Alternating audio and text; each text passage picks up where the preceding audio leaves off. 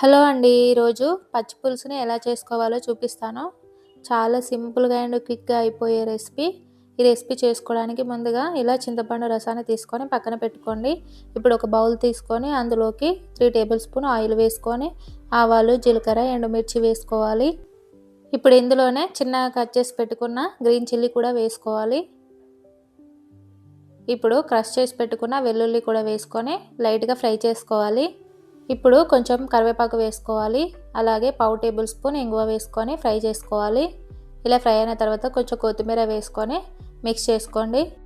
ఇప్పుడు ఇందులో ముందుగా ప్రిపేర్ చేసి పెట్టుకున్న చింతపండు జ్యూస్ని వేసుకోవాలి. అలాగే పావు టేబుల్ స్పూన్ పసుపు వేసుకోవాలి. 1 టేబుల్ స్పూన్ సాల్ట్ వేసుకొని ఒకసారి మిక్స్ చేసుకోవాలి. ఇప్పుడు ఇందులో కట్ చేసి పెట్టుకున్న ఆనియన్స్ వేసుకొని ఒకసారి బాగా మిక్స్ చేసుకుంటే సరిపోతుందండి.